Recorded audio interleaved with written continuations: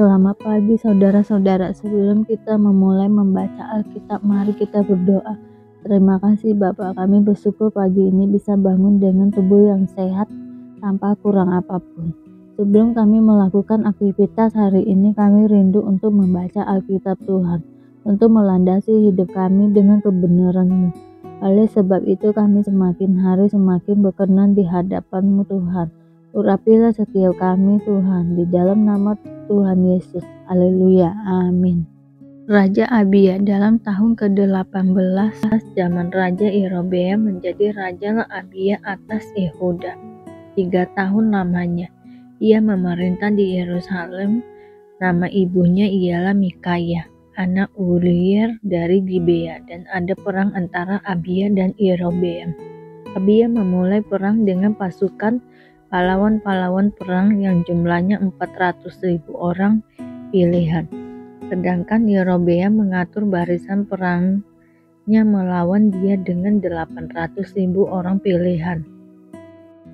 Pahlawan-pahlawan yang gagah perkasa. Lalu Abia berdiri di atas gunung Jemarem yang termasuk pegunungan Efraim dan berkata, "Dengarlah kepadaku Yerobeam dan seluruh Israel. Tidakkah kamu tahu bahwa Tuhan Allah Israel telah memberikan kuasa kerajaan atas Israel kepada Daud dan anak-anaknya untuk selama-lamanya, dengan suatu perjanjian garam. Tetapi Yerobeam bin Nebat, hamba Salomo bin Daud, telah bangkit memberontak melawan tuannya. Petualang-petualang orang-orang Dursila berhimpun padanya.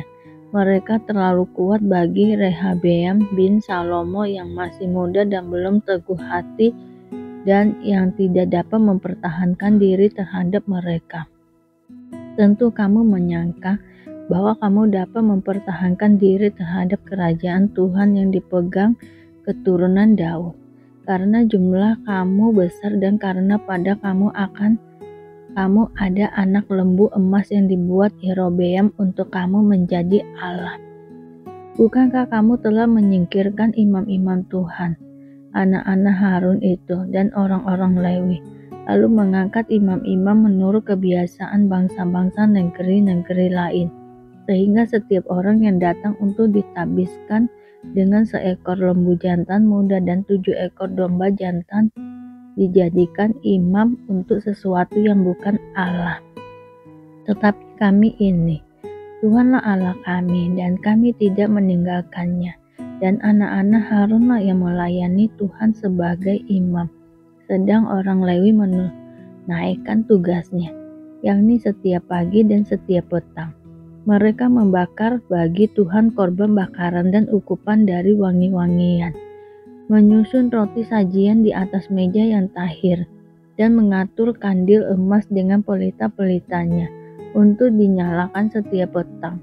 Karena kamilah yang memelihara kewajiban kami terhadap Tuhan Allah kami, tetap kamulah yang meninggalkannya. Lihatlah, pada pihak kami Allah yang memimpin, sedang imam-imamnya siap meniup tanda serangan terhadap kamu dengan nafiri isyarat-isyarat. Hai orang Israel, jangan kamu berperang melawan Tuhan, Allah nenek moyangmu, karena kamu tidak akan beruntung." Tetapi Yerobeam mengirim suatu pasukan penghadang yang harus membuat gerakan keliling supaya sampai di belakang mereka, sehingga induk pasukannya berada di depan Yehuda dan pasukan-pasukan penghadang di belakang mereka. Ketika Yehuda menoleh ke belakang, lihatlah, mereka harus menghadapi pertempuran dari depan dan dari belakang. Mereka berteriak kepada Tuhan, sedang para imam meniup nafiri, dan orang-orang Yehuda memekikkan pekik perang. Pada saat orang-orang Yehuda itu memekikkan pekik perang, Allah memukul kala Yerobeam dan segenap orang Israel oleh Abia dan Yehuda. Orang Israel lari dari depan Yehuda, tetapi Allah menyerahkan mereka ke dalam tangan Yehuda. Abia dengan laskarnya mendatangkan kekalahan yang besar kepada mereka. Dari orang Israel mati terbunuh 500.000 orang pilihan. Demikianlah orang Israel ditundukkan pada waktu itu. Sedang orang-orang Yehuda menjadi kokoh karena mereka mengandalkan diri kepada Tuhan Allah nenek moyang mereka. Abia mengejar Yerobeam dan merebut daripadanya beberapa kota, yakni Betel dengan segala anak kotanya, Yesana dengan segala anak kotanya, dan Efron dengan segala anak kotanya. Tak pernah lagi Yerobeam mendapat kekuatan di zaman Abia. Tuhan memukul dia sehingga ia mati. Abia menunjukkan dirinya kuat. Ia mengambil 14 istri dan memperanakan 22 anak laki-laki dan 16 anak perempuan. Selebihnya dari riwayat Abia, langkah-langkahnya dan tita-titanya tertulis dalam kitab sejarah Nabi Aido. Kemudian Abia mendapat perhentian bersama-sama dengan nenek moyangnya, dan ia dikuburkan di kota Daud. Maka Asa anaknya menjadi raja menggantikan dia. Pada zaman pemerintahannya negeri itu aman selama 10 tahun. Raja Asa kemenangan atas Zerah. Asa melakukan apa yang baik dan yang benar di mata Tuhan Allah. Ia menjauhkan mezbah-mezbah asing dan bukit-bukit pengorbanan, memecahkan tugu-tugu berhala dan menghancurkan tiang-tiang berhala. Ia memerintahkan orang Yehuda supaya mereka mencari Tuhan Allah nenek moyang mereka dan mematuhi hukum dan perintah. Ia menjauhkan bukit-bukit pengorbanan dan pedupaan-pedupaan dari segala kota di Yehuda, dan di kerajaan pun aman di bawah pemerintahannya. Karena negeri itu aman dan tidak ada yang memeranginya di tahun-tahun itu. Ia dapat membangun kota-kota benteng di Yehuda. Tuhan telah mengaruniakan keamanan kepadanya. Katanya kepada orang Yehuda, marilah kita memperkuat kota-kota ini dan mengelilinginya dengan tembok beserta menara-menara, pintu-pintunya dan palang-palangnya. Negeri ini masih dalam tangan kita, karena kita mencari Tuhan Allah kita dan Ia mencari kita, serta mengaruniakan keamanan kepada kita di segala penjuru. Mereka melaksanakan pembangunan itu dengan berhasil.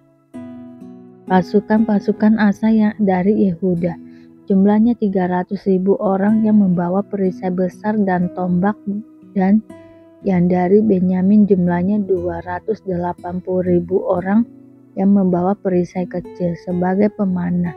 Mereka semua pahlawan-pahlawan yang gagah perkasa. Zerah, orang Ethiopia itu maju berperang melawan mereka dengan tentara sebanyak 1.000.000 orang dan 300 kereta. Ia sampai ke Maresa. Lalu Asa maju menghadapinya. Mereka mengatur barisan perangnya di lembah Jefata dekat Maresa.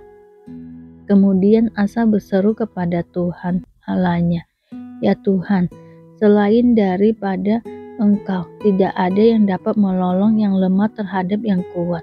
Tolonglah kami ya Tuhan Allah kami, karena kepadamu lah kami bersandar dan dengan namamu kami maju melawan pasukan yang besar jumlahnya ini.